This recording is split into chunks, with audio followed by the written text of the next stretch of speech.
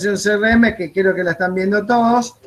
Si mal no recuerdo, habíamos dejado, esto es lo que quería repasar por las dudas para que lo tengan, lo vuelvo a presentar por si no quedó, para que lo vuelvan a tener. ¿Se acuerdan que estábamos viendo las distintas fallas, que empezaba con políticas y regulaciones? Ya lo explicamos, cómo las empresas deciden aplicar o no, más o menos estrictamente esas reglas. Eso ya lo habíamos visto. A ver, alguien que me está pidiendo entrar.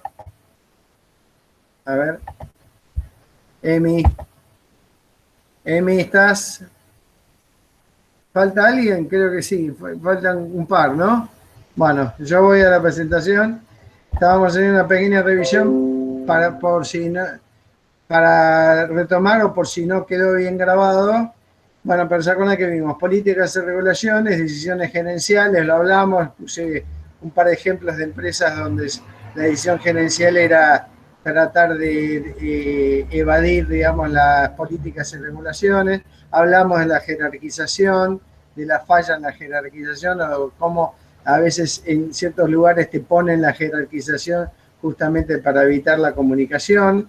El clima laboral lo relacionamos con el esquema Shell, la mala onda, el estrés autoinducido, etcétera. Esto lo voy revisando un poco por si no quedó grabado o si quedó, digamos, ayer disimulado en el último momento de la clase, para que lo sigamos. Las normas y procedimientos y las fallas latentes, ¿no? Y en el último de los casos somos nosotros acá, como operadores, que podemos con una falla activa, recordando como siempre que falla activa o lo que hacemos es, lo que hacemos o lo que dejamos de hacer, podemos, en definitiva, ahí podemos, es el último eslabón para cortar justamente lo que yo les decía, la cadena de errores, o que se termine desencadenando, ya lo decíamos, un incidente o un accidente.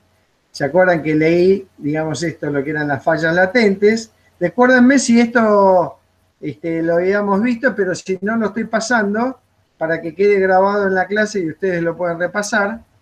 ¿Se acuerdan que vemos que siempre es necesario reportar los accidentes para que haya antecedentes y se pueda justamente corregir los procedimientos o corregir la instrucción para, como les decía, enseñarles a ustedes las cosas que pueden pasar y investigar las causas, eliminar las causas, apegarse a los procedimientos estandarizados a través del briefing y el debriefing, seguir el entrenamiento técnico y la comunicación con feedback. Esto lo estoy repasando un poco solamente para que vuelva a quedar grabado por las dudas. Vimos el accidente de Dryden, que lo vamos a ver, a revisar después con mayor detalle. Les pido por favor que ya les dije que busquen en YouTube los videos sobre esto, accidente de Dryden, o creo que le figura también como Air Ontario, y que veíamos acá el rol que había tenido una de las TCPs, digamos, que no pudo ser asertiva y comunicarse, y a lo mejor hubiera prevenido lo que después pasó. Bueno, esto es un repaso, ya digo, porque me queda la duda si quedó esto grabado, aunque Gabriel me confirma que sí. Cualquier cosa me avisan. Vamos al siguiente tema, que es el tema comunicación, que es un tema que en realidad debería ocuparnos gran parte de la materia y que de alguna forma ya veníamos anticipando y hablando con la mayoría de los temas que venimos viendo, ¿no? Quiero que les diga un par de ejemplos de comunicación. Por ejemplo, cómo falló la comunicación entre la tripulación, en este caso por ejemplo, del accidente de Dryden, o también lo podemos ver en cómo falló la comunicación de alguna forma en el accidente de KLM, donde el copiloto no se pudo comunicar bien de alguna forma con el comandante, cuando el copiloto cree advertir que en realidad no estaban autorizados para salir. Se lo dice, pero el comandante no lo escucha. Podríamos pensar también si el comandante en ese momento, ¿se acuerdan que dijimos la regla de la doble comunicación? en el error tipo 4 en la incapacitación súbita si en ese momento el comandante no estaba incapacitado. Podríamos pensar lo mismo en el accidente del APA, también cuando, si ustedes escuchan, digamos, lo que pasó ahí, inclusive la grabación de la caja negra, cuando el copiloto le dice qué pasa y el comandante le dice no sé qué pasa, pero está todo bien, si ahí también no había de alguna forma una incapacitación. O sea, en definitiva, fíjense que siempre lo que aparece es algún problema en la comunicación entre algunos de los integrantes de lo que sería en el esquema Shell Leeward, que podría haber de alguna forma cortado esta cadena de errores. Entonces, vamos a ver una definición de comunicación del latín communicatio, communicationis, acción consciente de intercambiar información entre dos o más participantes con el fin de transmitir o recibir información u opiniones distintas. Creo que alguien me está pidiendo entrar. A ver. Sí, Jessica. ¿Entraste, Jessica? Jessica, ¿entraste? No. Hola, Francisco. Bueno, entonces estábamos. Que es la necesidad de transmitir información, digamos, de un lado a otro. Generalmente, lo vamos a ver ahora en el esquema que sigue, viene del emisor al receptor, ¿no? U opiniones distintas. Son sus pasos básicos: la formación de una necesidad o intención de compartir la información, la codificación del mensaje, la transmisión de la señal, su recepción, decodificación e interpretación por parte del receptor. O sea, ¿qué es lo que está diciendo? En la persona que es el emisor de la información surge una necesidad. O sea, ¿se acuerdan cuando veíamos en el esquema de estrés que hablábamos de homeostasis? La persona, digamos, está en estado de equilibrio, no necesita nada y surge una necesidad, puede ser por una motivación, ya sea tanto externa como interna. La externa genera también una necesidad interna de transmitir una información de un lado a otro. Entonces, para eso necesito codificar el mensaje, cómo lo voy a transmitir, y lo puedo transmitir por forma oral o por forma gestual, y lo puedo transmitir a través de distintos medios. Puede ser escrito, puede ser oral, y aunque sea oral y gestual, o sea visual, puedo transmitirlo también por medio de, si estuviéramos, digamos, en contacto de una persona con otra, por el medio del tacto, tocando a una persona, por ejemplo, y aparte, así lo transmite en forma oral a través de distintos medios. Por ejemplo, en este caso, yo me estoy comunicando oral y gestualmente con ustedes, pero a través de distintos medios técnicos. En este caso, la computación, ¿no? Ya sea a través del sonido y de la imagen. Para eso necesito poder codificar el mensaje, ¿no es cierto? ¿Cómo lo voy a transmitir sería? ¿Con qué códigos? La transmisión de la señal, en este caso lo estamos haciendo a través de medios técnicos. Su recepción, en este caso lo reciben ustedes, que a su vez vuelven a hacer el proceso inverso al que yo estoy haciendo, que es la decodificación. Para eso necesitamos manejar todos el mismo código, que es una de las cosas que hacemos cuando a ustedes les enseñamos, por ejemplo, en la fraseología aeronáutica, y yo estoy tratando, como les estoy diciendo con esto, digamos, de unir todas las puntas. Acuérdense cuando ayer hablábamos de que a través de este entrenamiento, esquema Shell, del software, le enseñamos a manejar distintas herramientas, en este caso la fraseología aeronáutica, que hacen, ¿se acuerdan como veíamos ayer? Que la carga, digamos, la carga laboral en la que ustedes se van a ver envueltos en determinadas situaciones sea menor. Si todos manejamos las mismas fraseologías aeronáuticas, los mismos códigos, para ustedes va a ser más fácil, para mí va a ser más fácil codificar, y para ustedes va a ser mucho más fácil decodificar lo que está pasando. Vamos a ver ejemplos, y eso rebaja, digamos, la carga laboral que tenemos en determinadas situaciones y todos sabemos de qué estamos hablando, ¿no? Después vamos a ver, por ejemplo, podríamos ver ejemplos también que el exceso, digamos, de simplificación de los mensajes también puede producir errores. O sea que hay un nivel de codificación y de descodificación que es el adecuado. Pero eso lo vamos a ver después, decodificación. Y entonces decía, la codificación del mensaje es lo que yo hago, lo transmito. Ustedes lo reciben y hacen el trabajo. Alguien me está pidiendo entrar. Hola, hola In.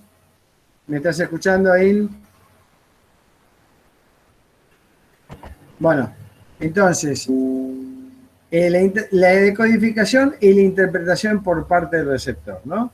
Es interesante este fenómeno porque una cosa, como siempre, es lo que uno dice, otra cosa es lo que el otro escucha y otra cosa es lo que el otro interpreta, digamos, de lo que escuchó, ¿no? Por ejemplo, a mí me llama la atención muchas veces cosas que digo, no solamente clase, sino me pasa con mis pacientes que vienen y me dicen de repente, usted tal día me dijo tal cosa, y yo digo, a veces me asombro de escuchar lo que mis pacientes me dicen que yo dije, porque no me reconozco, digamos, en eso que digo, y me pregunto si es lo que yo dije, si es lo que él entendió, si es lo que él escuchó de lo que yo dije, y si después es lo que él interpretó de lo que yo dije. De todas maneras, muchas veces, si lo que yo dije, digamos, le hizo, o lo que él escuchó de lo que yo dije, le hizo bien a la persona, lo mismo que ustedes, en buena hora, ¿no? También no sé si les pasa a ustedes, voy a ir a verlos a ver si veo a alguien. Me pasa, por ejemplo, con Facebook, ¿no? Que de repente vieron que Facebook te trae recuerdos de lo que vos hiciste o dijiste un año atrás, 2 años atrás, 3 años atrás, o a veces inclusive más. ¿No, Francisco? Que Facebook te recuerda. Y a veces leo cosas y me asombro yo mismo de lo que escribí. Porque ¿te pasa a vos, Francisco, que de repente Facebook te recuerda cosas y vos decís, yo escribí eso? Primero que no lo recordás. Pero lo increíble es que a veces como que yo no me reconozco, digamos, en las cosas que escribí. ¿No, Jessica? Ya que me pones la pantalla, ¿te pasa a vos eso que vos decís, yo escribí eso? Y muchas veces, está claro, y lo leo y digo, uy, digo, qué piola lo que escribí. O sea, me reconozco, me resulta ajeno, pero digo, pero me asombro en muchos casos gratamente porque me gusta lo que escribí y cómo lo escribí. Pero digamos, me resulta extraño porque no me reconozco. Bueno, esto no sé si les pasa a ustedes, ahora es mucho más común, pero en una época era mucho más raro los medios, digamos, de poder grabar el audio, y les pasa a ustedes, la primera vez les habrá pasado que se escuchan a sí mismos en la voz y no sé si se reconocen hablando. Y acá dice Francisco, yo no puedo creer lo viejo, lo virgo que eras, decís, o sea, lo inocente que eras, de alguna forma. ¿Sí? No, las pavadas que hacía o que decía, no puedo creer. Claro. Bueno, está bien, perfecto. Bueno, es lo mismo, ¿no? Pero, no, ahora se me perdió lo que estaba diciendo recién. Bueno, sigo. Entonces, la interpretación por parte del receptor, como le decía. Entonces surge una necesidad que puede ser generada por una motivación externa, que genere una motivación interna, que me genera a mí una necesidad, en este caso, de comunicarme, o sea, de ejercer una acción, que sería la acción de comunicación en este caso. O sea, tomando como comunicación, como una definición general, la necesidad de transmitir algún grado de información de un lugar hacia otro. de traspasar. Tiene lugar entre tres sujetos principales: los seres humanos a través del lenguaje, los organismos vivos en general y los dispositivos de comunicación habilitados. O sea, serían los medios técnicos que usamos nosotros para comunicarnos.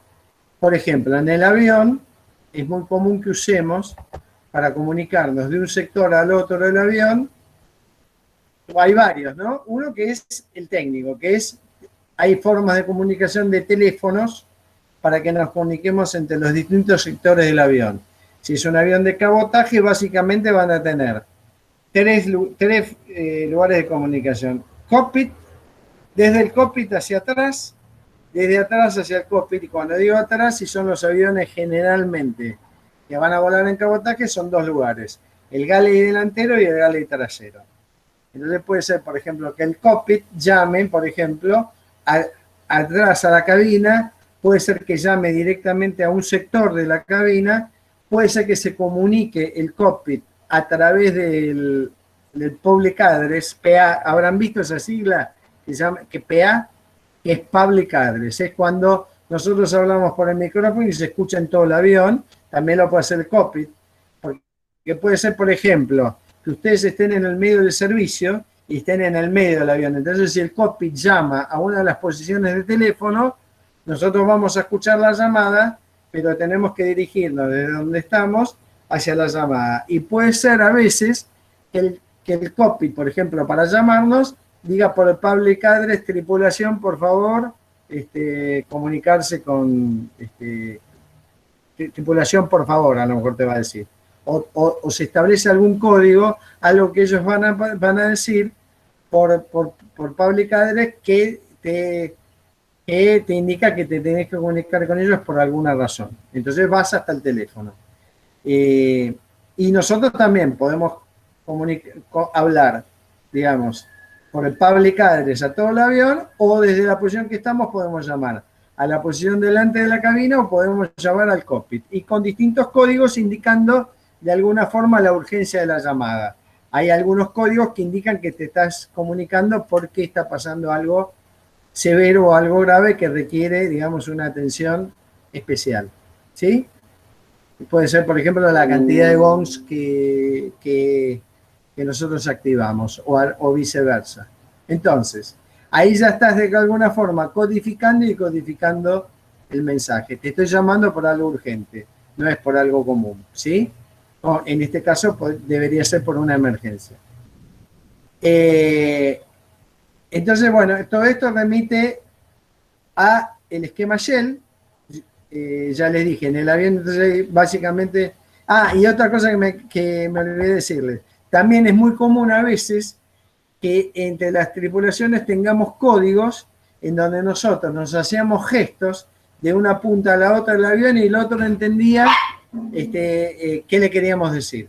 Por ejemplo, cuando le estamos pidiendo elementos habituales, por ejemplo, que son para el servicio, uno le hace un gesto y ya la otra persona entiende lo que le estábamos pidiendo, o le decíamos llamarme por teléfono o algo por el estilo. O sea que muchas veces utilizábamos también las vías directas de comunicación. Un ejemplo es cuando estamos, por ejemplo, en el bar y le decimos al mozo y le hacemos así, y a lo mejor el mozo entiende, por ejemplo, Francisco creo que me está haciendo así, digamos, que el mozo entiende, por ejemplo, que le estamos pidiendo un cafecito. O le llamamos y le decimos así y le mostramos, por ejemplo, que nos traiga, nos repita, por ejemplo, la bebida que estamos tomando, ¿no?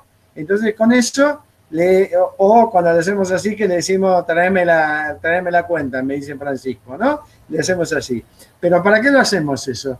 Para, de alguna forma, ahorrar comunicación, ahorrarle al mozo, de alguna forma. Uno trata de ser gentil, al contrario. En otras culturas a lo mejor lo podrían tomar hasta como una falta de educación, pero lo que uno está tratando de hacer, me salió, es tratar de darle al mozo. Jessica está acompañada, le están dando un beso en este momento, el perrito de ella la está besuqueando. Lo que uno está tratando de hacer al mozo es a tratar de darle un viaje para que venga y uno le diga, tráeme la cuenta. Entonces uno le hace el gesto y le ahorra el viaje. Bueno, nosotros muchas veces en el avión nos comunicamos con esos gestos para, digamos, ahorrar tiempo, y son códigos que entre nosotros ya están establecidos. ¿Se entiende? Y son, de alguna forma, informales, ¿no? Entonces, es la unión, el contacto con otros seres, y se puede definir como el proceso mediante el cual se transmite una información de un punto a otro, ¿no? Esto tiene que ver con algunas cosas que vamos a ver ahora en breve con la Escuela de Comunicación de Václavic. De alguna forma, adelanto, tiene que ver con lo que se llama la comunicación simétrica y complementaria. En el momento en que yo, digamos, tengo una información, vamos a ponerlo ahora, se supone que yo sé lo que viene ahora, conozco el material, no porque sepa más que ustedes en estos casos, sino porque como yo ya sé lo que va a venir, de alguna forma yo en este momento estoy en una posición de cierto poder con respecto a ustedes, porque manejo en este momento información que ustedes no. ¿Se entiende? Porque sé lo que va a venir, por ejemplo. Porque obviamente la presentación PowerPoint la hice yo, y porque preparé el material, y porque en este caso se supone que soy el profesor. Entonces en este momento yo estoy en una posición que es complementaria a las de ustedes. Yo en la posición de... Ahora sí, ahora lo pongo en la presentación de vuelta. Luz. Entonces, digamos, en este momento yo estoy en una posición que es complementaria. Estoy en una posición de cierto poder. Estoy en este momento en profesor y ustedes están en alumnos. En el momento en que los dos, por ejemplo, yo ahora, cuando ponga la presentación y compartamos y tengamos la misma información, estamos en una posición que es simétrica. O sea, siempre hay una gradiente, diría yo, gradiente es un grado, como se dice en fútbol, la cancha inclinada. En el momento la cancha está inclinada porque yo sé lo que va a venir y dispongo de la información y ustedes no. En el momento que yo la comparta con ustedes, la cancha, digamos, está de alguna forma, deja de estar inclinada, está equilibrada, y en el momento en que ustedes, por ejemplo, tuvieran una información y la quieren compartir conmigo, estamos en la posición complementaria. O sea, ustedes son los emisores y yo los receptores. Siempre se supone que el emisor en ese momento está de alguna forma en una posición de poder, digamos, con respecto al que no tiene la información. Entonces, vamos a ver las formas de comunicación. Estoy adelantando una cosa que vamos a ver ahora en breve, que es, digamos, lo que sería la comunicación simétrica y complementaria. Recién lo veíamos, hay una forma de comunicación que es no verbal, utiliza signos no lingüísticos, los gestos, las expresiones faciales, corporales, el contacto visual, la manera de vestir, en este caso, por ejemplo, los uniformes. De alguna forma, fíjense, podríamos ver a través de la historia, digamos, el rol que cumplieron los uniformes en general. Es muy interesante, hay gente que se dedica a esto, pero vieron que es muy llamativo cuando uno mira, digamos, en la historia, en la antigüedad, los uniformes militares, ¿no? Que eran muy vistosos y muy llamativos, por ejemplo, los cascos. Y tenían una función, de alguna forma, que es ya transmitir hacia el otro una posición de poder y de alguna forma asustarlo al otro e intimidarlo, ¿no? Hay una anécdota que ustedes saben que cuando llegaron los españoles a conquistar América, básicamente los indígenas, sobre todo de la zona del Caribe y demás, no conocían el caballo. Entonces, cuando ellos veían a los españoles, sobre todo que bajaban a caballo, ellos creían que el español, digamos, el ser humano y el caballo formaban toda una sola, era, digamos, como una unidad, ¿no? Como un solo animal, como un solo objeto. Y eso los intimidaba. Y la mayor parte de las función de los uniformes, sobre todo los cascos y todo eso, era agrandar a la persona e intimidar al otro como diciendo, mirá lo poderoso que soy. Entonces, de alguna forma, la función de los uniformes es, por un lado, indicar qué rol tenemos dentro de nuestra función y de alguna forma indicar quiénes somos y para qué estamos, ¿no? Por ejemplo,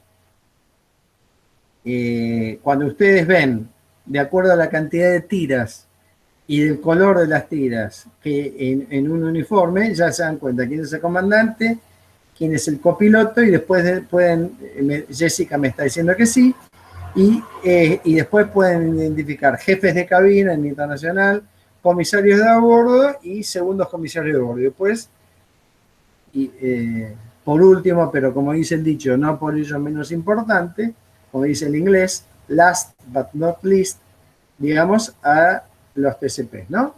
Entonces, ahí Jessica, te veo que está, ¿sabes a quién me haces acordar ahora que te aparece el perrito de costado? A Violencia Rivas. ¿Viste cuando le aparecen los animalitos a Violencia Rivas? Bueno, no, no los revolees, por favor. Están tratando de escuchar la clase.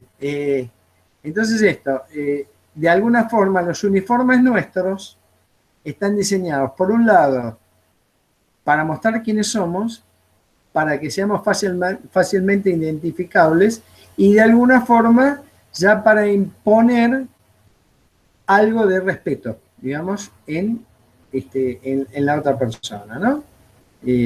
O sea que ya estamos comunicando con el informe, o sea, a ustedes les va a pasar, ustedes van caminando. Una cosa muy graciosa que pasa es que uno, por ejemplo, iba caminando para el avión, ¿no? Ustedes saben que a veces nosotros en los aeropuertos, para ir de un lugar a otro, tenemos que caminar grandes distancias. Los aeropuertos son grandes y largos, y a veces entre que el despacho administrativo de donde uno está hasta donde tiene que caminar el avión, tiene que caminar a veces 300, 400 metros por un aeropuerto para poder acceder, digamos, al avión, ¿no? O más. Entonces uno va caminando por todo el aeropuerto y obviamente la gente lo identifica a uno como tripulante. Y increíblemente muchas veces la gente se te acerca y te pregunta cosas como si uno supiera todo el funcionamiento de un aeropuerto. Te pregunta, por ejemplo, ¿a qué hora sale tal vuelo de American Airlines? Si uno es de Aerolíneas Argentinas. La gente viene y te pregunta y ya te identifica cosas. Pero lo más gracioso es que por algún motivo uno puede ser que no tenga puesto el uniforme y va caminando por el aeropuerto y de alguna forma es como si la gente ya se diera cuenta que uno no es un pasajero común. Digamos, a veces me llama la atención cómo qué hacemos nosotros, qué comunicamos nosotros con nuestra actitud, que la gente se da cuenta que no somos pasajeros comunes. Esto es lo que les quiero decir. Van a ir caminando por el aeropuerto con el uniforme y la gente se acerca a preguntarle cosas como si uno fuera, digamos, de todas las líneas aéreas o lo supiera todo. Entonces. Es como uno se desplaza también, profe. Como uno se maneja, como si fuera su casa, ¿entiende? Entonces la gente queda mirando. Tal cual. Hay algo que transmitimos. A mí, no sé si lo conté, pero nos pasa. Tenía que ver ahora, ¿no? Que ya hace tiempo, que ya digo que yo no ejerzo como tripulante activo, pero digamos, me pasaba que yo iba como pasajero en el avión, sobre todo en internacional, y los pasajeros se daban cuenta porque se acercaban y me empezaron a preguntar cosas como si yo fuera de tripulante. Y yo decía, pero estoy de civil. Y me acercaban y me decían, o me pedían cosas, me das un vaso de agua, por ejemplo. Y yo me acercaba y se lo daba, porque eran compañeros míos, ¿viste? Los que estaban ahí. Pero hay algo, como dice Jessica, que hasta en la postura corporal yo les decía que si miráramos alguna de las películas que les estoy sugiriendo que vienen, hasta la más berreta, que ya digo, me pareció mala, pero que de alguna forma logra transmitir algo, yo la tenía que ver a ustedes para mostrarles de lo que es el mundo del vuelo, que es hilo rojo. Si después miran los títulos, siempre hay alguien que está coachando a los actores de cómo moverse, de cómo hablar, porque ya digo, tenemos hasta una forma de movernos arriba del avión. Les cuento una anécdota. Yo me paraba muchas veces atrás del avión y veía cuando pasaban las chicas caminando, ¿no? Por la pasarela, se llama, podríamos decirle pasarela, digamos, pero me salió a propósito, porque yo veía la actitud de los pasajeros, digamos, cuando las chicas pasaban caminando. O sea, para que quede más clarita, pasaba una chica caminando y muchos pasajeros, ¿no? Las miraban. Y muchas chicas hacían el chiste, cuando no las veían, o a veces lo hacían un poco a propósito, de caminar por el pasillo, por eso utilicé la palabra pasarela, como si fuera una pasarela de modelo. Lo hacían un poco como un chiste, o sea, vieron que las, por ejemplo, las modelos cuando caminan por una pasarela tienen una forma de caminar, como ponen los pies, cómo van caminando derechitas y demás. Y muchas chicas hacían un poco ese chiste, cuando decían, bueno, voy para adelante, y caminaban un poco como modelos a propósito, haciendo el chiste, pero los pasajeros las miraban de alguna forma, independientemente de porque fueran muy bonitas, digamos, porque es como si fuera una pasarela, ¿no?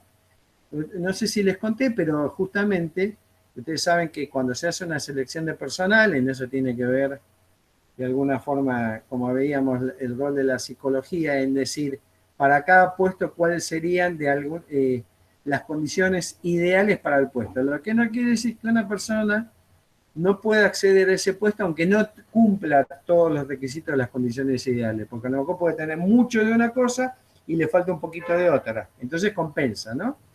Pero de alguna forma el rol que se busca ideal para los tripulantes de cabina sería una personalidad histérica. Acá se da el mal lío, porque cuando digo histérica muchas mujeres se ofendan porque piensan que las estamos tratando de locas, digamos, de histéricas, de nerviosas. No, no es eso. Sería una personalidad histérica con rasgos obsesivos, ¿sí? En los pilotos se busca más el rasgo obsesivo, que no quiere decir una neurosis obsesiva, digamos, pero son de alguna forma los perfiles buscados para el vuelo.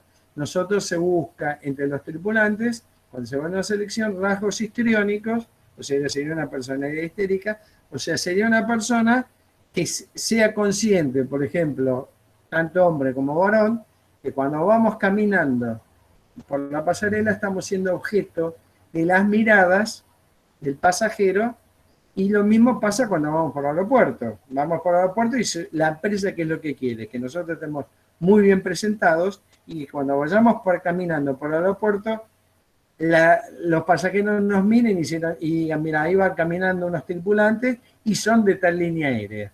O sea, que automáticamente, viendo el uniforme, reconozcan a qué línea aérea pertenecemos y de alguna forma, cuál es nuestra función. Por ejemplo, por eso están las gorras, que en una época nosotros usábamos gorra también. Entonces, estamos comunicando ya con el uniforme. O sea, en nuestros casos, el uniforme tiene una función específica. La áptica, creo que acá esta áptica debería estar con acento, igual no me lo reconoce, que sería la comunicación por el medio del tacto. A veces puede pasar que ustedes necesiten de alguna forma tocar a la otra persona, aunque sea mínimamente. Generalmente, por ejemplo, en algunas cosas sería para tranquilizarla. En el caso de que alguna persona esté nerviosa por algún motivo, no estoy hablando de algo grave, está nerviosa, por ejemplo, porque muchos pasajeros a veces se ponen nerviosos porque dicen o creen que le perdieron la valija, ¿no? O, por ejemplo, puede pasar muchas veces, había pasajeros que se ponían nerviosos porque subían al avión y habían despachado, por ejemplo, un animalito por bodega y te pedían, ay, por favor, ¿puede controlar que me hayan traído el perro, por ejemplo, ¿no? Era muy común con gente que viajaba con perros o con gatos, pero fundamentalmente con perros. Y sobre todo si quieren mucho al perro, o el perro, digamos, era un perro que a lo mejor requería ciertos cuidados, ay, por favor, fíjese que mi perro esté bien y demás cosas. Entonces hay determinadas situaciones, no estoy hablando de situaciones graves, o pasajeros que tienen miedo a volar, que ustedes necesiten de alguna forma algún tipo de contacto físico, ponerle la mano en el hombro, quédese tranquilo, por ejemplo. Sí, su perro, es más, a veces lo hacíamos, yo iba a la bodega y controlaba por las dudas para no tener un problema cuando llegáramos, que el perro le hubiera subido y que estuviera en buenas condiciones, ¿no? Y a veces hasta yo me ocupaba de acercarle un poquito de agua en verano, imagínense un perro a lo mejor a con 36, 37 grados, que estuvo en la pista un rato al sol, entonces controlar que el perro no estuviera, por ejemplo, sofocado, ¿no? Entonces lo tranquiliza. Quédese tranquilo, en la medida de lo posible. Su perro está a bordo, ¿no?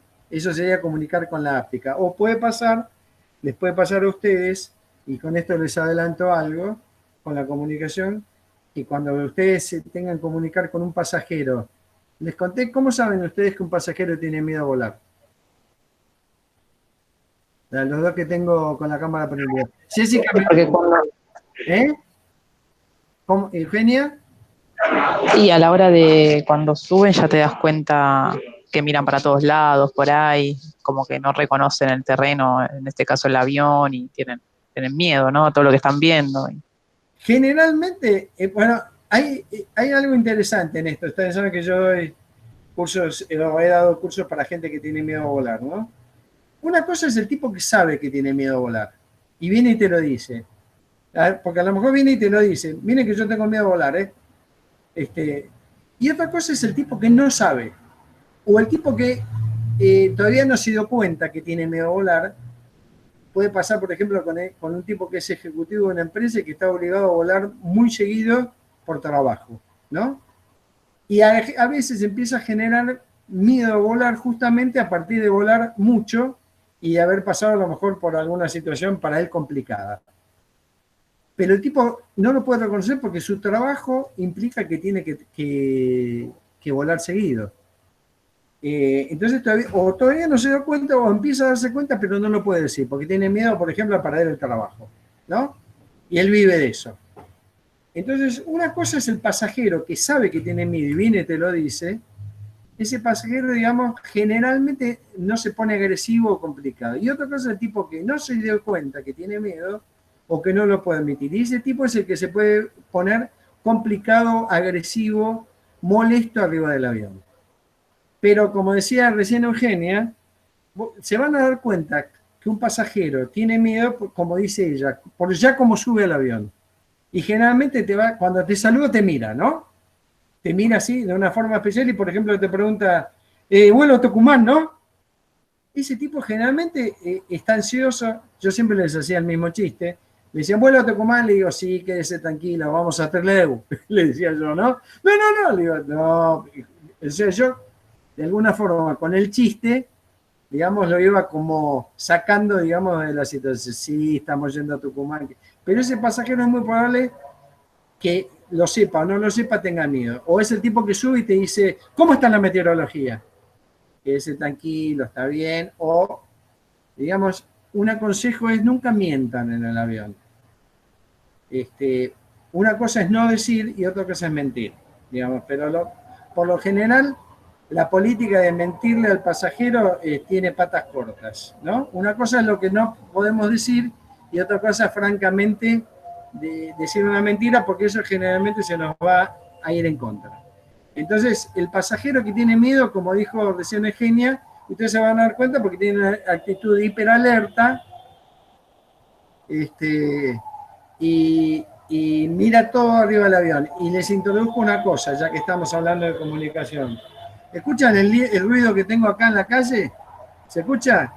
Bueno, ya que estamos hablando de codificación y de codificación, justamente lo que hace la persona que tiene miedo arriba del avión es que decodifica todas las cosas que escucha, todos los estímulos del medio, de alguna forma distinta a lo que debería decodificarlo.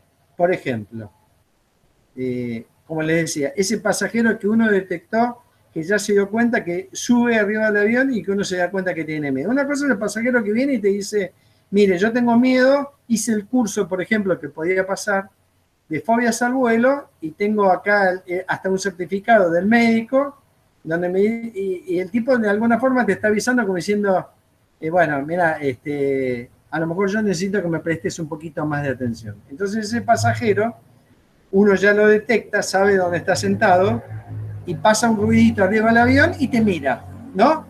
Pasa cualquier cosa y levanta la mirada y te mira. Y vos lo mirás como diciendo, está todo bien, ¿qué onda? Yo a veces les hacía el chiste, ¿no? El pasajero me miraba y yo le decía, ¿no?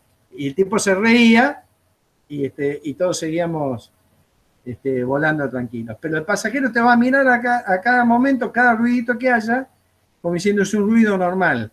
Porque justamente, ya que estamos hablando de comunicación, el problema diríamos que tiene el pasajero que tiene miedo o que está ansioso y que se puede poner hasta, a veces, no sé si escucharon una cosa que se llama pasajero disruptivo. ¿Escucharon hablar de eso? Francisco me dice que sí, Jessica también. Sí. Lo mencionaba en alguna otra materia, y que hay que poder manejarlo a veces. El pasajero disruptivo es el tipo que se puede generarte un problema hasta de seguridad arriba del avión, ¿no? Es que él decodifica todo lo que está arriba del avión, todo lo que pasa arriba del avión, como en una forma amenazante. Les pongo un ejemplo. El tipo está sentado, está cerca del baño, atrás. Entra un pasajero, por ejemplo, y cierra la puerta fuerte, el tipo escucha el ruido de la puerta y te mira como diciendo, se está rompiendo el avión. Y en realidad se cerró la puerta del baño. ¿Se entiende? O sea que este es un ejemplo de cómo, diríamos, hay el pasajero que tiene miedo, de alguna forma se comunica mal, o interpreta de alguna, o decodifica toda la información que el medio le trae en forma amenazante. ¿Por qué? Porque no tiene los cargados, los códigos adecuados. Fíjense cómo esto me sirve para entender cómo nos comunicamos en la vida normal. No sé si a ustedes les habrá pasado en distintas situaciones que ustedes están ansiosos y nerviosos, interpretan lo que pasa, inclusive hasta a veces podríamos verlo, que cuando nosotros estamos enojados, vamos a verlo ahora cuando le damos comunicación, podemos interpretar lo que otro nos dice de una forma completamente distinta a lo que el otro nos quiere decir. ¿Se entiende? ¿Les pasó situaciones en la vida que porque usted me dice Jessica, ¿no? Porque, por ejemplo, vos estás enojado o estás asustado e interpretas todo lo que el otro te dice de una forma completamente distinta a lo que en realidad te quiere decir. Es un ejemplo de comunicación, ¿no? Entonces, la áptica. Como les decía, es muy probable que el pasajero disruptivo no porque lo va a interpretar en forma agresiva, pero el pasajero que tiene miedo, ustedes a lo mejor lo puedan tranquilizar con un mínimo gesto de contacto corporal, ¿sí? La cronémica, los tiempos en el discurso, ¿sí? No es lo mismo que yo les hable todo el tiempo en forma muy rápida, por ejemplo, y ustedes no me pueden seguir, a que les hable al contrario, demasiado lento y a ustedes los aburra. La kinésica, que sería el lenguaje corporal, como yo le decía, lo ideal es que nosotros reforcemos lo que estamos diciendo en la palabra con nuestro gesto. O sea, no es lo mismo que yo les diga, chicos, si ustedes no entienden algo, pregúntenme, a que yo le diga, si ustedes no entienden algo, pregúntenme. ¿Se entiende? Estoy diciendo una cosa con las palabras y otra cosa con mi postura corporal. O sea que tenemos que tratar de ser coherentes con todas las vías y formas de comunicación. La misma comunicación oral contiene elementos no verbales como la paralingüística, la prosodia, la entonación, los tonos y ritmos. O sea, una misma palabra no quiere decir lo mismo en distintos contextos o en distintas culturas. Y justamente hay muchos chistes que tienen que ver con cómo una misma palabra en distintos lugares quiere decir cosas completamente distintas. Y les cuento con esto me voy a adelantar a una anécdota que uso para hablar de la comunicación, que me parece muy graciosa, pero que tiene que ver con esto de los contextos. De vuelta, esquema Shell, medio ambiente. En una época nosotros los de aerolíneas nos había comprado una empresa española que se llama Iberia.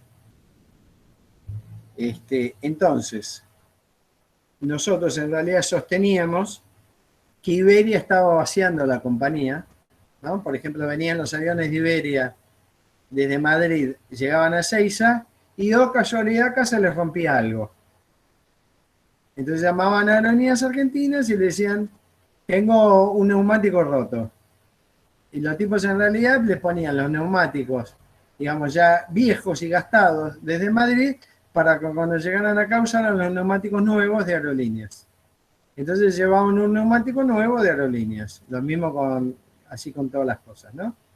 Y a los de Iberia, ¿qué les decían? Que a ellos no les podían aumentar el sueldo y que les rebajaban el sueldo porque ellos nos estaban manteniendo a nosotros. Conclusión. Había muy mala onda, esto que veíamos mala onda, ¿se recuerdan cuando veíamos recién en clima laboral, en cadena de errores, entre las tripulaciones de Iberia y de aerolíneas? Entonces, a veces yo en esa época estaba volando internacional, por X motivo, digamos, a veces teníamos que hacer traslados dentro de Europa por Iberia, las tripulaciones de aerolíneas. Por ejemplo, una vez nosotros estábamos en Roma y se venció o hubo un problema con un avión en Madrid y nos pidieron entonces que fuéramos de Roma a Madrid en un avión de Iberia, es un vuelito de 1 hora y media, 2 horas como mucho, sería más o menos un poco como ir de acá a Mendoza, más o menos, por Iberia. Entonces nosotros obviamente íbamos de uniforme. Entonces nos subimos al avión, sentaditos, y por supuesto había muy mala onda en ese momento con las tripulaciones de Iberia. Entonces en un momento dado había una compañera nuestra, esta gente que tiene esta cosa muy de tener la contestación adecuada en el momento correcto, la tipa era médica, una tipa con un nivel, digamos, intelectual muy elevado, pero con mucha picardía. Entonces pasa la aeromoza de Austral, la TCP de Austral, antes del servicio, en el rodaje, digamos, repartiendo unos caramelos. Y esta compañera nuestra se pone a elegir el gusto. Y la española, de muy mala forma, le dice, pues que no se elige, se coge, ¿no? Así le dice. ¿Qué le contestó a mi compañera? Es el día de hoy que todavía lo estoy aplaudiendo y me río. La mira con su mejor cara así de tranquilidad, le dice, pues que en mi país antes de coger se elige. ¿Entendieron? La gallega, por supuesto, se habrá quedado pensando qué me quiso decir. Pero de alguna forma acá estoy tomando, les aclaro, una vez a mí me tocó hacer un traslado y me acerqué a hacerle una pregunta a la española y me dice, ala, que no tengo tiempo de andar atendiéndose y menos a ustedes que por vuestra culpa me han rebajado el sueldo. Terminamos, para que decirlo de alguna forma, de gale a gale, haciéndonos gestos, digamos, maldiciéndonos de una punta a la otra, antes de bajarnos. Pero esto, tomarlo como la prosodia, la entonación, los tonos y los ritmos también forman parte del mensaje, como le digo. Hay una cosa que nosotros los latinos tenemos que, es cómo usamos, por ejemplo, las malas palabras, y sobre todo los argentinos, es muy de los gallegos y de los tanos, ¿no? El sajón no entiende eso. Para el sajón, no sé si a ustedes les pasó alguna vez tener interacción con un americano, sobre todo, y que entienda nuestro idioma, aunque nosotros podamos hablar en inglés. Para un americano, una mala palabra es una mala palabra y ofende. Nosotros con una misma mala palabra, con un boludo, de acuerdo en el contexto en que lo digo y la entonación, puedo estar o agrediendo a la otra persona o diciéndole que la quiero mucho, ¿no? O le puedo estar diciendo, qué bueno lo que hiciste, boludo, ¿no? Le puedo estar diciendo. O lo puedo estar insultando, Jessica me dice que sí, ¿no? Esto tiene que ver con la entonación, con la prosodia y con el entorno, ¿sí? Esto es lo que estamos diciendo. Se da también en la escritura utilizando los signos ortográficos. Con esto yo puedo indicar distintas cosas y sirve para reforzar, enfatizar el mensaje, complementarlo, ilustrarlo, reemplazarlo, sustituirlo, controlarlo, regularlo o contradecirlo. Ayuda al receptor a decodificarlo, o sea, a decirles, para que el mensaje llegue, yo tengo que tratar de comunicar y que todo sea coherente, digamos, por todas las vías. Después voy a contar un ejemplo real y que pasó arriba de un avión de comunicación, ¿no? Terminamos de ver esta lámina y vamos de alguna forma al recreo. Comunicación verbal o lingüística utiliza las palabras como signos. No puede ser aislada, vamos a ver dentro de poco la comunicación digital o analógica. Sería, en la comunicación digital, cada palabra es una unidad de comunicación, digamos, ¿no? Y al mismo tiempo puedo transmitir con una analogía. Sería el ejemplo, nos tomamos el recreo y yo con este gesto estoy diciendo, tomamos un cafecito, por ejemplo, y en nuestra cultura, por ejemplo, que yo les diga, tomamos un cafecito, ahora supongamos que ustedes no me están escuchando, que estamos a una suficiente distancia, pero ustedes pueden interpretar esto que yo les digo, ¿se entiende? Aunque ustedes no me escuchen, pero están viendo mi gesto y están viendo esto, ¿no? Entonces yo estoy comunicando. Si me escucharan oralmente, o sea, digitalmente con la palabra café, y estoy comunicando paralingüísticamente con el gesto, que en nuestra cultura, por ejemplo, generalmente esto puede querer decir un café o un ratito, ¿no? Nos tomamos un recreo. Entonces, utiliza las palabras como signos, lo digital, y después está lo analógico, que es el gesto. No puede ser aislada de una serie de factores para que sea efectiva, incluyendo la comunicación no verbal, las habilidades de escucha o clarificación. Entre los buenos comunicadores tenemos que poder escuchar, inclusive para poder hablar, ¿no? El lenguaje es un sistema de signos y si dos personas lo comparten, reconocen su significado de tal manera que origina en la mente un pensamiento y idea que es lo que se quiere transmitir. Generalmente es oral, escrita o gráfico, ¿no? Y pongo acá, todas deben ser congruentes, ¿no? Es un poco todo lo que estuvimos hablando. Vamos al recreo, 15 minutos, ¿ok? Bueno,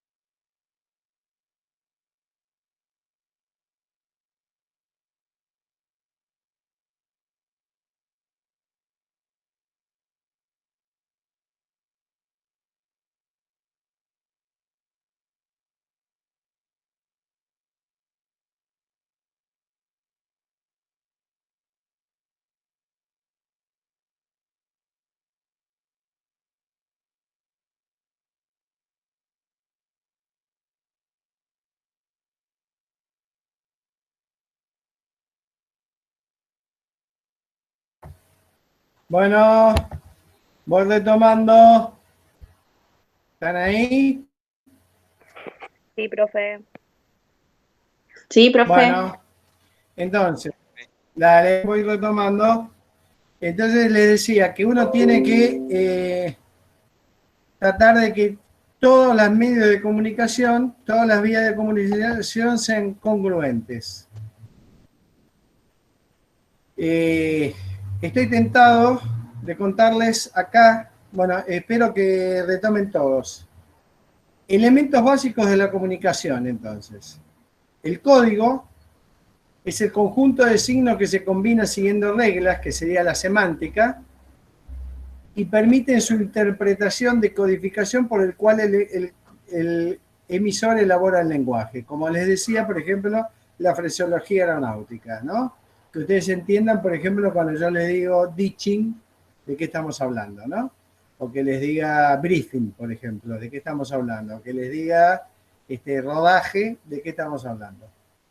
El receptor debe conocer el código para interpretar el mensaje. Esquema Shell, de vuelta, fraseología aeronáutica.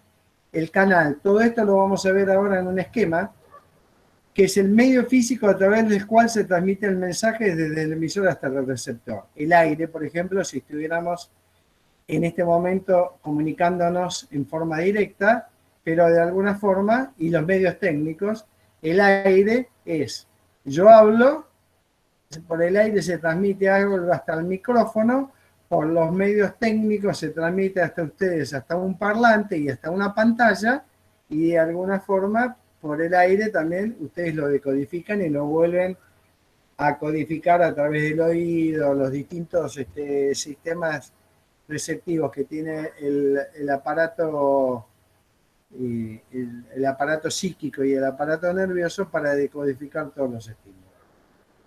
Tenemos el emisor, que es la persona que tiene la intención y se encarga de transmitir una información o mensaje para lo cual elabora y envía el mismo, y el receptor que elige y selecciona los signos que le comparten, es decir, realiza un proceso de decodificación, ¿no? O sea que el emisor realiza un proceso y el receptor realiza el proceso complementario. El receptor, que es la persona quien va a dirigir el mensaje, lo recibe y lo interpreta, proceso inverso al del emisor, descifra e interpreta los signos elegidos por el emisor, decodifica el mensaje. El mensaje mismo, que es el objeto de la comunicación, información o secuencia de signos, que el emisor elabora y envía al receptor a través de un canal de comunicación determinado. La situación comunicativa o contexto es el espacio en donde se desarrolla el acto comunicativo, afectan tanto al emisor como al receptor, condicionando la interpretación del mensaje. Relacionado con el esquema Shell y la cadena de errores. Ahora lo vamos a ver. Lo que decíamos recién, ¿no? El emisor surge a través de un estímulo externo que genera de alguna forma un estímulo interno, o puede ser un estímulo interno que genera una necesidad de comunicar algo. Yo estoy, como les decía, equilibrado, ¿no? Siempre pongo el mismo ejemplo, hago el mismo chiste tonto. Supongamos que estoy de vacaciones, Francisco está de vacaciones, estás en una hamaca paraguaya debajo de la sombra, lo más tranquilo, y decís qué lindo, qué bien que la estoy pasando, pero qué ganas tengo en este momento tengo sed. Entonces tengo ganas de tomarme, por ejemplo, una cervecita, ¿no? Eso altera, Francisco me hace... Entonces eso me genera una necesidad.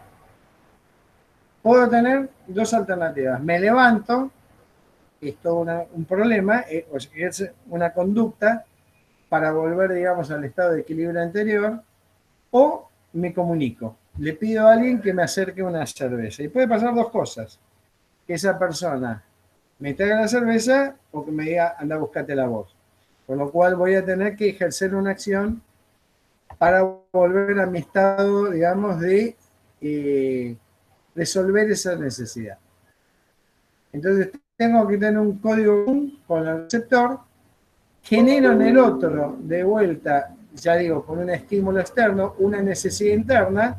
Acá agrego un elemento, el otro me va a responder en la medida en que siente que me tiene que responder. Así como hablábamos, creo que cuando hablábamos del tema del estrés, que yo me voy a estresar ante una situación en tanto y en cuanto sienta que tengo que responder a esa situación o que debería tener elementos para responderla, ahí me voy a estresar. Si de alguna forma yo siento que eso no tiene nada que ver conmigo, yo sigo de largo, ¿no? Entonces esa persona, si en la medida en que sienta la necesidad de responderme, se va a generar en él una nueva idea y una nueva necesidad, ¿no? Y va a haber un feedback. O sea, el primer esquema de comunicación clásico era el emisor y el receptor. El segundo esquema es cuando el receptor de alguna forma me comunica, por ejemplo, algo. Un ejemplo sería recién, o cuando yo les pido que me prendan la cámara. ¿Por qué? Porque yo recibo a través de ustedes mínimamente, aunque sea con los gestos, un feedback. Por ejemplo, cuando yo estaba hablando de tomar una cervecita, Francisco me hizo así. Entonces yo con eso, y ahora me vuelvo a hacer así. Yo entiendo que están entendiendo lo que yo estoy diciendo. O sea que el mensaje de alguna forma está llegando y está siendo decodificado. O sea, ahí hay mínimamente un feedback. Lo que yo siento que pierdo con esto del Zoom es el feedback de ustedes, que cuando yo los tengo a los 28 personas que se supone que en este momento están conectadas en clase, yo estoy viendo con cada cosa que digo cuál es la actitud de ustedes. Eso se pierde acá, ¿no? O sea, los elementos que tienen que ver con el contexto que veíamos recién. Y entonces acá dice, el grado de conciencia entre la ideación y la no idea lo llamamos una comunicación efectiva. Y acá les agrego, entonces, ¿no?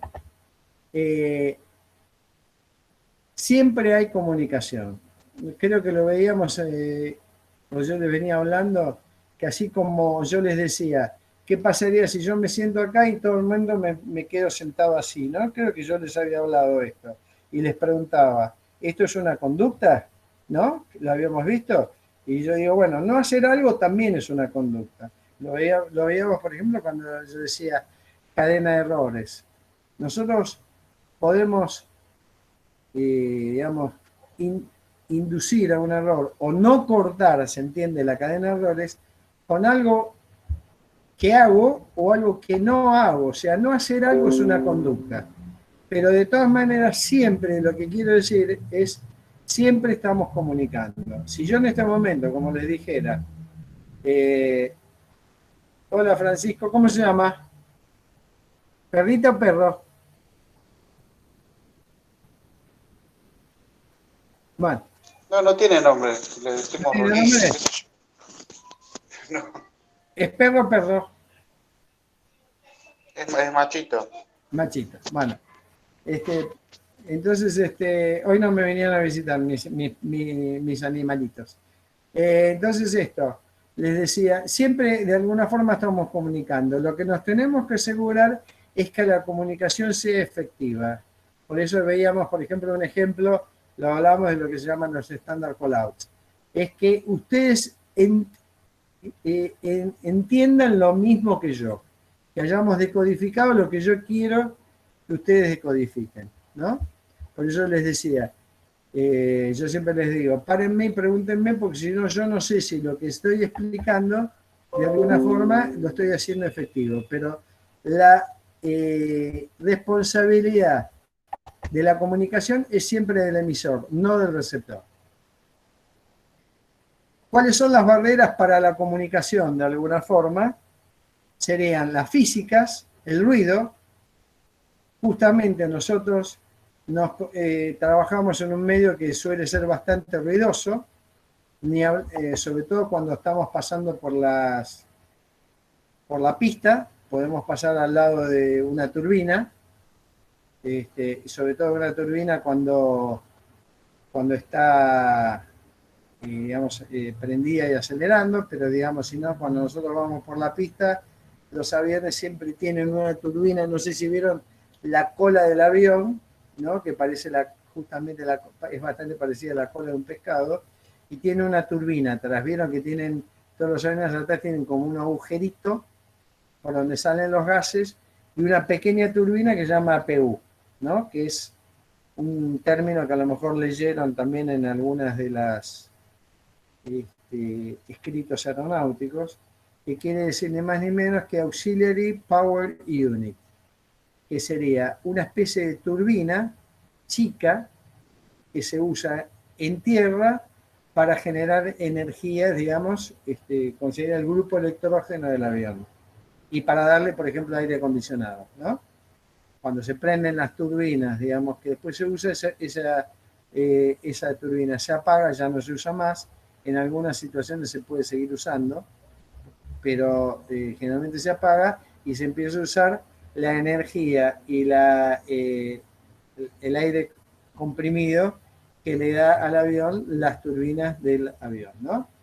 Entonces, cuando nosotros vamos caminando al avión o estamos recorriendo el avión, siempre tenemos que estar protegidos, las empresas nos proveen, digamos, de protecciones auditivas para que nuestro sistema auditivo, digamos, no sufra lesiones, que no siempre los usamos, y eso está mal, pero digamos, las empresas proveen eso. Entonces quiero decirle que nosotros nos comunicamos y estamos en un sector donde puede haber ruidos. De hecho, en el avión, digamos, por más que son silenciosos, hay un determinado nivel de ruido, como por ejemplo, no sé si ustedes escuchan, yo ahora estoy hablando y se escuchan algunos ruidos de la calle porque tengo la ventana abierta.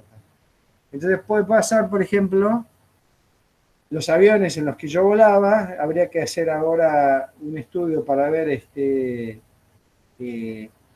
digamos, cuál es el nivel de ruido que hay en los aviones actuales, pero los aviones en los que yo volaba tenían un nivel de ruido que andaba alrededor de los 66 decibeles, que es el ruido de más o menos de una comunicación o que puede haber en un salón con mucha gente hablando. Entonces, recuerdo que me contaban los viejos tripulantes cuando volaban los primeros los aviones, digamos, de la década del 50 o 60, que eran motores, digamos, con los motores a pistón, eran tan ruidosos que ellos se bajaban muchas veces del avión y quedaban durante un tiempo con zumbidos en el oído y escuchando, digamos, el pistoneo de los motores del avión durante un buen tiempo, ¿no? Nosotros lo hablamos con aviones mucho más silenciosos, pero lo que les quiero decir es que hay un determinado nivel de ruido arriba del avión que hace que, por ejemplo, el tono común de una comunicación verbal en un lugar, por ejemplo, pueda ser confuso. Suele pasar que, por ejemplo, uno está caminando por la cabina y uno está parado y el pasajero está sentado. Entonces, por ejemplo, una cosa que pasaba muy seguido, uno le da la bandeja o el servicio al pasajero y el pasajero se agacha para mirar la bandeja. Entonces uno le pregunta, por ejemplo, señor, ¿usted qué va a tomar? El tipo te habla mirando para abajo, o sea que no hay comunicación visual, y tiene la boca apuntada hacia abajo y te habla con el nivel de comunicación normal, digamos que podría ser en un lugar que no hay ruido. Entonces te dice, por ejemplo, Coca-Cola. Entonces bueno, lo escuchaba, te decía, ¿cómo, señor? Y el tipo tenía que decir, Coca-Cola, te decía. Y a veces lo interpretaba como que vos lo estabas haciendo, digamos, de mala onda, para decirlo de alguna forma, o que vos, una vez una pasajera me dijo, ¿usted es sordo? Digo, no, señor, usted me está hablando en un tono, digamos que para el entorno y el contexto, no le contesté esto, por supuesto, pero me estaba hablando en un tono que, digamos, que no era el adecuado para la situación, ya digo, y no estaba estableciendo contacto visual, y o sea, que yo no le veía la boca, porque a lo mejor cuando no lo escucha me dice Coca-Cola, yo lo entiendo, ¿se entiende? Entonces esto, el ruido, viene que voy a cortar la grabación y la vuelvo a poner. Detener la grabación.